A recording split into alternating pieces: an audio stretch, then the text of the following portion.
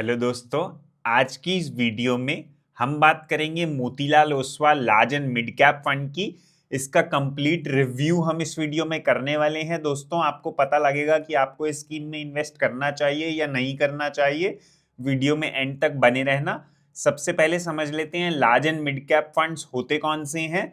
दोस्तों, large cap companies होती हैं इंडिया की top 100 companies, mid cap companies होती हैं नेक्स्ट 150 कंपनीज, और इसके अलावा बाकी सभी कंपनीज होती हैं स्मॉल कैप कंपनीज। तो जो म्यूचुअल फंड्स अपना एटलीस्ट 35% पैसा लार्ज कैप कंपनीज, 35% पैसा मिड कैप कंपनीज में लगाते हैं, वो कहलाते हैं large and mid cap funds. और बाकी 30% पैसा वो जहां चाहे फंड मैनेजर लगा सकता है as per the market conditions and as per his expertise. तो Motilal Oswal large and mid cap fund का रिव्यू हम स्टार्ट करते हैं। उससे पहले अपना इंट्रोडक्शन में दे देता हूँ। मेरा नाम पुनीत नागपाल है, मैं एक सर्टिफाइड फाइनेंशियल प्लानर हूँ। अगर आप हमारे चैनल पर नए हैं तो इसे सब्सक्राइब कर लीजिएगा। तो चलिए वीडियो को स्टार्ट करते हैं। तो फ्रेंड्स, सबसे पहले Motilal Oswal large and mid cap fund की बेसिक डिटेल्स देख लेते हैं। ये फंड लॉन्च हुआ था 17 अक्टूबर 2019 को। तो ये इसकी स्टार्ट डेट है। अब बात करें इसकी एनएवी यानी नेट एसेट वैल्यू यानी एक यूनिट के प्राइस की, तो वो है 35.5। 10 रुपए की एनएवी से ये स्टार्ट हुआ था और एज ऑन 6 फरवरी इसकी एनएवी हो चुकी है 35.5, यानी 3.5 गुना ये पैसा बना चुका है। अगर इसमें आप इन्वेस्ट कर रहे हैं तो आपका टाइम होराइजन मिनिमम 5 से 6 साल का होना चाहिए। भले ही आप एसआईपी कर रहे हैं, भले ही आप लमसम इन्वेस्टमेंट कर रहे हैं, 5-6 साल के लिए कम, 5-6 साल से कम के लिए इसमें इन्वेस्ट ना करें तो आपके लिए बेहतर रहेगा। अब बात करते हैं एग्जिट लोड की। अगर आप समय से पहले अपना पैसा विड्रॉ कर लेते हैं तो आपको 1% का एग्जिट लोड लग जाता है 1 साल से पहले। अगर आपने मान लीजिए आज 1 लाख रुपए डाला, आपके 10 महीने में वो हो गए 1,10,000 रुपए, और आप पूरा 1,10,000 रुपए विड्रॉ कर रहे हैं तो 1,100 रुपए यानी 1% की पेनल्टी आपको लग जाएगी। अगर आप एसआईपी कर रहे हैं तो हर इंस्टॉलमेंट पे वो 1% देखा जाएगा। मान लीजिए आपने 6 साल तक पैसा इन्वेस्ट किया है, 5 साल का पैसा विद प्रॉफिट निकालेंगे, कोई एग्जिट लोड नहीं है। लास्ट ईयर का पैसा निकालेंगे तो उस पर 1% का एग्जिट लोड निकलेगा जितना आप पैसा निकालेंगे। तो इस बात का ध्यान रखिएगा। इस फंड के एयूएम यानी एसेट्स अंडर मैनेजमेंट की अगर बात करें तो 15,055 करोड़ का ये एयूएम इसका फंड का हो चुका है। मतलब टोटल इतना पैसा इन्वेस्टेड है लोगों का इस फंड में। एक्सपेंस रेशियो यानी फी की अगर बात करें तो 0.69% का इसका एक्सपेंस रेशियो है। और अगर टैक्सेशन की बात करें, 1 साल से पहले आप अपना पैसा विड्रॉ कर लेते हैं तो जो भी प्रॉफिट होगा उससे पे आपको 20% का short term capital gain tax लग जाता है। हालांकि टैक्स म्यूचुअल फंड में काटा नहीं जाता, लेकिन जब आप आईटीआर फाइल करेंगे तो उसमें आपको ये टैक्स देना होगा। अगर आप 1 साल के बाद अपना पैसा विड्रॉ करेंगे तो 1,25,000 तक का प्रॉफिट टैक्स फ्री हो जाएगा, और उससे ऊपर आपको 12.5% का टैक्स देना होगा। और ये 1.25 लाख का प्रॉफिट हर फाइनेंशियल ईयर में टैक्स फ्री होता है। तो आप हर साल अपनी प्रॉफिट बुकिंग कर सकते हैं जिससे आपका 1,25,000 का प्रॉफिट टैक्स फ्री होता रहे। उसके लिए आप क्या कर सकते हैं, एक स्कीम से पैसा निकाल के दूसरी स्कीम में या तो स्विच कर लीजिए, या एक बार पैसा आप लिक्विड फंड में ले आइए और वापस अपना उसी फंड में आ जाइए, तो आपका प्रॉफिट वो टैक्स फ्री हो जाएगा। हर साल ये प्रॉफिट आप 1,25,000 का, आपका पोर्टफोलियो अगर बड़ा हो गया है, उस पर प्रॉफिट ज्यादा हो गया है, तो आपको ये हर साल 1,25,000 का प्रॉफिट टैक्स फ्री करते रहना चाहिए ताकि आपको एंड में टैक्स कम देना पड़े। मिनिमम इन्वेस्टमेंट की बात करें तो 500 रुपए से आप स्टार्ट कर सकते हैं। भले ही आप लमसम इन्वेस्टमेंट करिए, भले ही एसआईपी करिए, मैक्सिमम की कोई लिमिट नहीं है। अब बात कर लेते हैं इसके मार्केट कैप की, यानी कितना परसेंट पैसा लार्ज कैप, कितना परसेंट पैसा मिड कैप और कितना परसेंट पैसा स्मॉल कैप कंपनीज में लगा हुआ है। Large cap, mid cap, small cap companies कौन सी होती हैं वो मैं आपको बता चुका हूं वीडियो के स्टार्टिंग में। लार्ज कैप कंपनीज में 36.19% का एक्सपोजर है। मिनिमम 35% पैसा तो लगेगा ही लगेगा क्योंकि ये large and mid cap fund है। और मिड कैप कंपनीज में भी 38.75% का पैसा लगा हुआ है, और स्मॉल कैप कंपनीज में भी 23.89% पैसा इस फंड ने लगा रखा है। और अदर्स में 1.17%। अदर्स में आपका कैश हो जाता है ताकि अगर कोई रिडेम्पशन वगैरह आए तो वो ऑनर की जा सके। चलिए अब इस फंड की परफॉर्मेंस देख लेते हैं लमसम की। फंड को यहाँ पे हम कैटेगरी एवरेज और इस फंड के benchmark Nifty large mid cap 250 index से भी कंपेयर करेंगे। दोस्तों हमेशा किसी भी म्यूचुअल फंड में इन्वेस्ट करें तो उसे उसके बेंचमार्क से कंपेयर करना जरूरी होता है, ये देखने के लिए कि वो बेंचमार्क के मुकाबले ज्यादा रिटर्न दे रहा है या कम रिटर्न दे रहा है। मान लो एक म्यूचुअल फंड है, उसमें 15% का रिटर्न आ रहा है, तो हमें ये अच्छा लगेगा। लेकिन अगर उसके बेंचमार्क में 17% आ रहा है तो वो अंडर परफॉर्मेंस है, वो परफॉर्मेंस अच्छी नहीं मानी जाएगी। लेकिन मेजॉरिटी इन्वेस्टर्स क्या करते हैं, सिर्फ लास्ट 1 ईयर लास्ट 3 ईयर के रिटर्न देखते हैं और फंड में इन्वेस्ट कर लेते हैं। जैसे ये ग्रो ऐप हो गए या जो बाकी ऐप्स हो गए, इसमें भी हमें लास्ट 3 ईयर 5 ईयर के या लास्ट 1 ईयर के रिटर्न दिखाए जाते हैं, उसके बेसिस पे लोग इन्वेस्ट कर लेते हैं, लेकिन बेंचमार्क से कंपेयर लोग नहीं कर पाते। तो यहाँ पे एक फाइनेंशियल एडवाइजर की रोल आ जाता है, जहां पे वो आपको एक्सप्लेन कर सकता है कि भाई बेंचमार्क के मुकाबले फंड कैसा कर रहा है। तो चलिए बढ़ते हैं आगे। और कैटेगरी एवरेज का मतलब दोस्तों क्या होता है? कैटेगरी एवरेज जैसे large and mid cap fund बहुत सारे हैं, HDFC के पास भी है, बंधन के पास भी है, ICICI के पास भी है, मोतीलाल ओसवाल के पास भी है, ऐसे और भी कंपनीज के पास है। तो सभी के रिटर्न्स अगर हम देखें उनका एवरेज आउट कर दे तो that is called category average. तो लास्ट 1 ईयर में इस फंड ने 8.9% का रिटर्न बनाया है, कैटेगरी एवरेज में 8.17 और बेंचमार्क में 10.84। तो लास्ट 1 ईयर में ये अपने बेंचमार्क को बीट नहीं कर पाया है। कैटेगरी एवरेज से तो बेटर रिटर्न इसने दिया है, लेकिन बेंचमार्क से कम रिटर्न इसने दिया है। लास्ट 3 इयर्स में अगर इसके रिटर्न्स आप देखेंगे तो इस फंड ने 25.46% के रिटर्न बनाए हैं, which is good. Category average में 18.67 और बेंचमार्क में 20.03। तो अगेन कैटेगरी एवरेज और बेंचमार्क दोनों को इसने लास्ट 3 ईयर रिटर्न में बीट किया है। लास्ट 5 ईयर रिटर्न्स अगर आप इस फंड के देखेंगे तो इस फंड ने 22% के रिटर्न्स बनाए हैं, वहीं कैटेगरी एवरेज ने 16.42 और Nifty large mid cap 250 index यानी इसके बेंचमार्क ने 17.56। अगेन अच्छे मार्जिन से इसने बेंचमार्क और कैटेगरी एवरेज को बीट किया है। 10 साल इस फंड को अभी कंप्लीट नहीं हुए हैं, तो 10 साल का डेटा हमारे पास नहीं है। सिंस इंसेप्शन, जब से ये फंड स्टार्ट हुआ है, इस फंड ने 21.85 और कैटेगरी एवरेज में 13.21, बेंचमार्क में 15.85 के रिटर्न्स हैं। तो परफॉर्मेंस वाइज देखें तो बेंचमार्क को बीट ये कर पा रहा है। पिछले 1 साल के होराइजन में इसने नहीं किया, लेकिन मेजॉरिटी बाकी होराइजन्स में इसने अपने बेंचमार्क और कैटेगरी एवरेज को बीट किया है।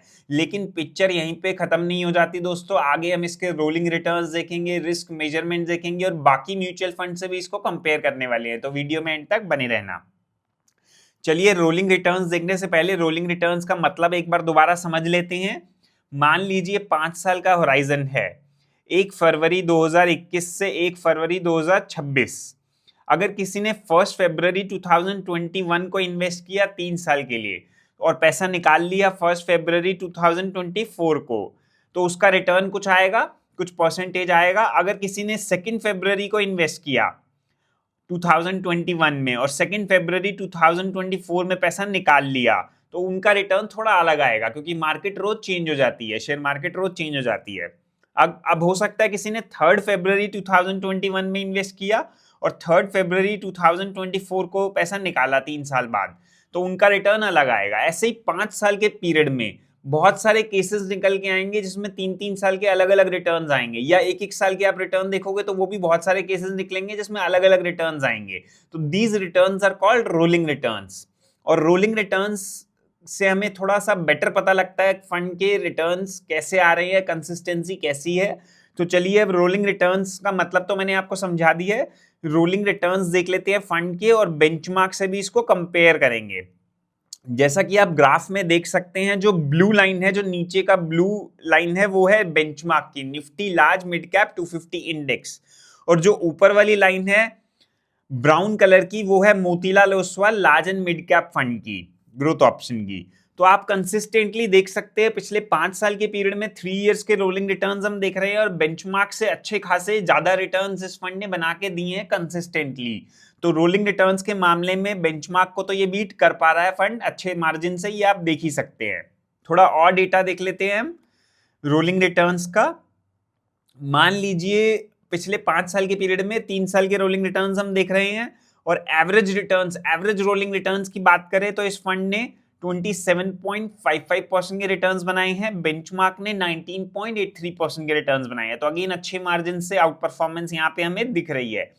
और पिछले 5 साल के पीरियड में अगर किसी ने 3 साल के लिए इन्वेस्ट किया तो मैक्सिमम कितने रिटर्न्स बने हैं इस फंड में 36.66% के रिटर्न्स आए हैं मैक्सिमम, और बेंचमार्क में 25.46। मिनिमम रिटर्न्स की बात करें, कम से कम 3 साल के लिए किसी ने इन्वेस्ट किया तो पिछले 5 साल के पीरियड में, तो मिनिमम रिटर्न्स आए हैं 20.43, बेंचमार्क में 13.10। नेगेटिव रिटर्न्स तो कभी नहीं आए इस फंड में। पिछले 5 साल के पीरियड में अच्छा बुल रन भी चल रहा था हालांकि, लेकिन पिछला 1-1.5 साल थोड़ा सा मार्केट्स के लिए बहुत अच्छा नहीं रहा है। मार्केट में जो सेंसेक्स था वो 85-86,000 पहुंच गया था, वो वापस करेक्ट होकर 72,000 आया, फिर वापस अभी 83-84,000 के आसपास घूम रहा है। तो चलिए बात करते हैं बेंचमार्क में 12 to 15% के रिटर्न्स 2.63% के केसेस में आए हैं। 15 to 20% के रिटर्न्स इस फंड में तो कभी नहीं आए, बेंचमार्क में 52% केसेस में आए हैं।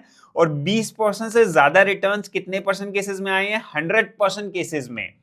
मतलब अगर किसी ने पिछले 5 साल में Motilal Oswal large and mid cap fund में मिनिमम 3 साल के लिए भी इन्वेस्ट किया है तो हमेशा उसे 20% से ज्यादा रिटर्न्स मिले हैं। और बेंचमार्क में 45% केसेस में ऐसा हुआ है कि 20% से ज्यादा रिटर्न्स मिले हैं। तो ये डेटा तो हमें अच्छा दिख रहा है इस फंड का, लेकिन अभी यहाँ पे भी आप ये कंक्लूजन नहीं बना सकते कि आपको इस फंड में इन्वेस्ट करना चाहिए नहीं करना चाहिए। पिक्चर अभी बाकी है, रिस्क मेजरमेंट्स भी इसके देख लो और बाकी फंड से इसको कंपैरिजन भी इसका देख लो, तभी इस फंड को आप डिसाइड करना कि ये अच्छा है, इसमें इन्वेस्ट करना चाहिए या नहीं करना चाहिए।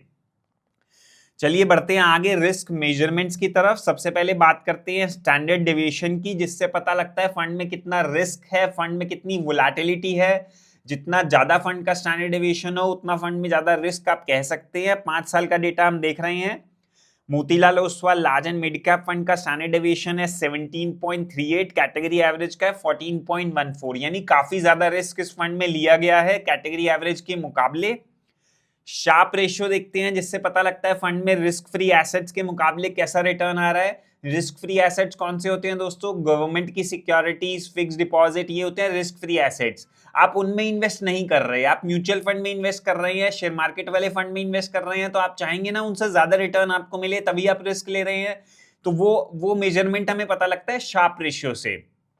जितना ज्यादा शार्प रेशियो होता है उतना बढ़िया माना जाता है, और इस फंड का शार्प रेशियो है 0.98, कैटेगरी एवरेज का 0.88। कैटेगरी एवरेज तो अच्छा है, लेकिन वैसे ये बहुत अच्छा शार्प रेशियो इसको नहीं कहेंगे, एक से ज्यादा शार्प रेशियो हो तो बढ़िया माना जाता है।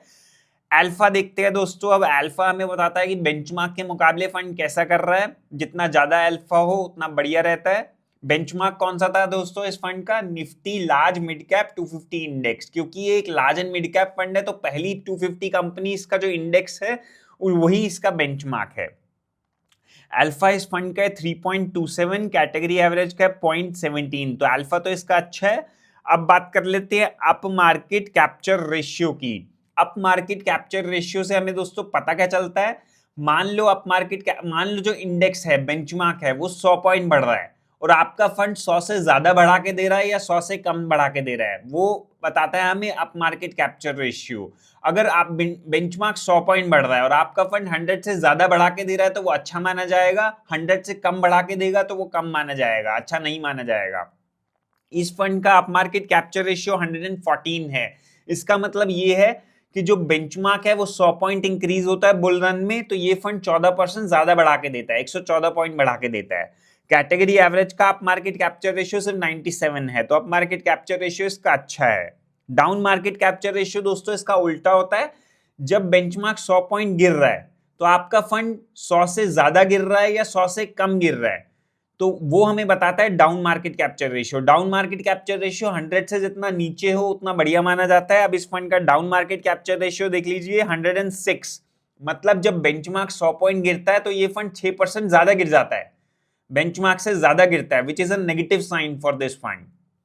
कैटेगरी एवरेज का benchmark up down market capture ratio भी 97 है, तो डाउन मार्केट कैप्चर रेशियो और शार्प रेशियो इस फंड का अच्छा नहीं माना जाएगा दोस्तों। रिस्क भी इस फंड में काफी ज्यादा लिया गया है। अप मार्केट कैप्चर रेशियो तो इसका अच्छा है।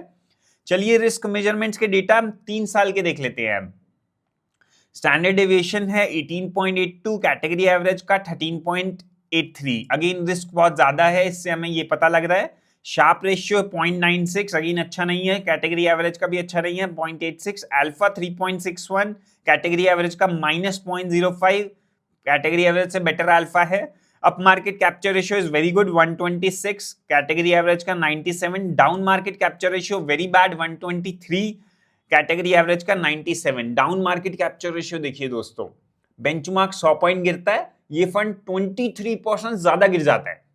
मतलब Motilal Oswal large and mid cap fund एक ऐसा फंड है, जब मार्केट बढ़ेगी तो ये फंड आपको अच्छा बढ़ा के देगा पैसा, लेकिन जब मार्केट गिरेगी तो ये आपका पैसा भी बहुत ज्यादा गिराएगा, तो इसका रिस्क भी बहुत ज्यादा है इसमें। तो ये बात का आप ध्यान रखिएगा इन्वेस्ट करते हुए कि अगर आप बहुत हाई रिस्क ले सकते हैं तभी आपके लिए ये फंड है।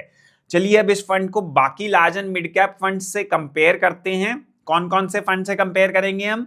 बंधन large and mid cap fund, ICICI Prudential large and mid cap fund और SBI large and mid cap fund. ये 3 फंड बहुत ही पॉपुलर हैं, इनसे हम कंपेयर करेंगे Motilal Oswal large and mid cap fund को, जिससे आपको पता लगेगा कि आपके लिए Motilal Oswal large and mid cap fund सही है या उनमें से तीन फंड में से कोई आपके लिए सही है, तो आपको पता चल जाएगा आप ये स्लाइड देखेंगे जब। चलिए एवरेज रोलिंग रिटर्न्स देख लेते हैं। सबसे पहले मोतीलाल की है 29.9 विच इज फिनोमिनल, बंधन के हैं 27.4, आईसीआईसीआई के हैं 23.9, एसबीआई के हैं 19.93। तो रोलिंग रिटर्न्स के मामले में तो मोतीलाल नंबर 1 है, second number Bandhan, third number ICICI, fourth number SBI. तो क्या एसबीआई का फंड खराब है? रोलिंग रिटर्न्स तो यही बता रहा है हमें, लेकिन बाकी चीजें देखोगे तब आपको पता लगेगा कौन सा सही है।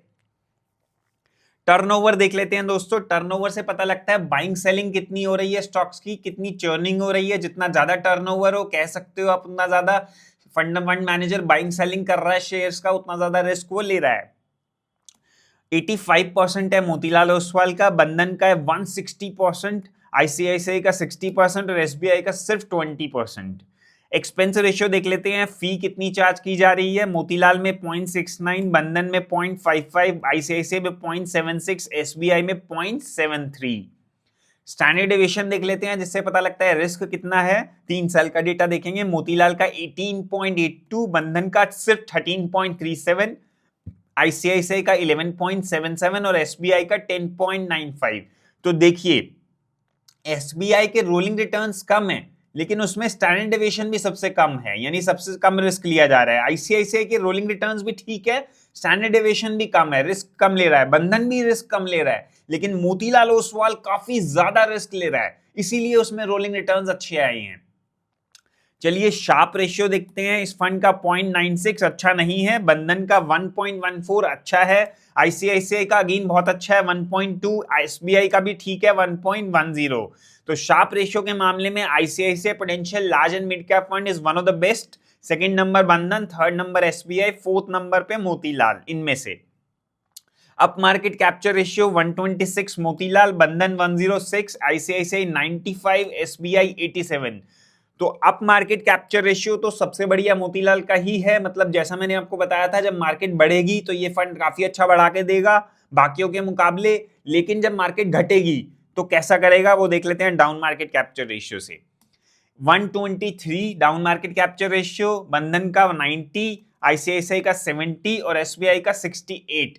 मतलब जब मार्केट गिरेगी तो सबसे कम गिरेगा एसबीआई का फंड, सेकंड नंबर पे आईसीआईसीआई, थर्ड नंबर पे बंधन, मोतीलाल तो 100 से भी ज्यादा गिर जाएगा। मतलब जितना बेंचमार्क गिरेगा उससे भी बहुत ज्यादा फंड ये गिर जाएगा।